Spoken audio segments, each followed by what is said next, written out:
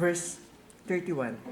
Then Jesus said to them, "All of you will be made to stumble because of me this night, for it is written, I will strike the shepherd, and the sheep of the flock will be scattered.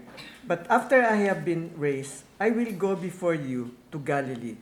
Peter answered and said to him, "Even if all are made to stumble because of you, I will never be made to stumble."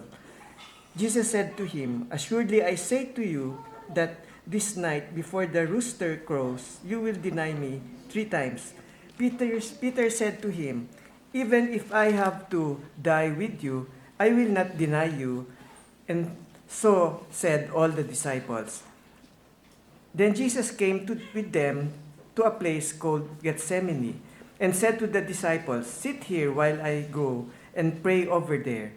And he took with him Peter and the 2 sons of Zebedee, and he began to be sorrowful and deeply distressed.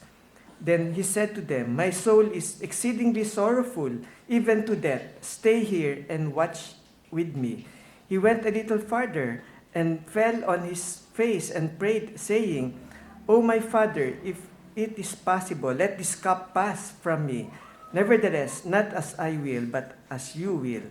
Then he came to the disciples and found them sleeping and said to Peter, "What?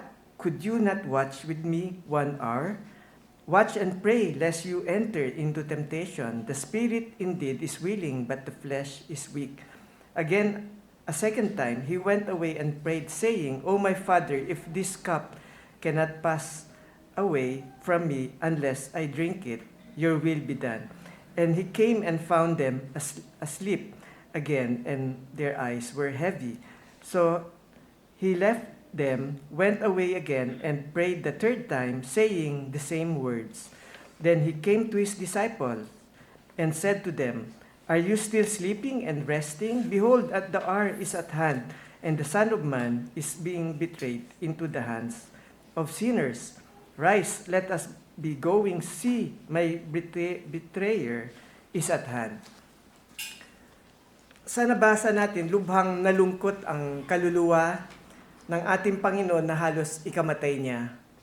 Umabot ito sa pagtira pa at nanalangin siya. Kahit marami siyang nagawang milagro, nagkaroon din siya ng pagkabalisa at kabigatan. Sigurado tayo na hindi ang dahilan ang takot sa kamatayan, kundi ang kabigatan ng kasalanan ng mundo na pasanin ang ating pagkasala sa Diyos na ibinilang sa Kanya.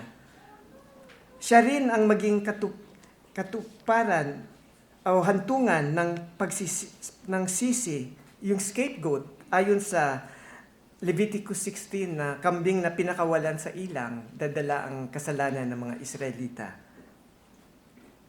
Tsak din tayo, habang papunta siya sa Jerusalem, ang mga hakbang niya ay may kabigatan, na doon paparusahan siya at papatayin. Sa pagpako sa kanya, tatalikuran siya ng ating Diyos.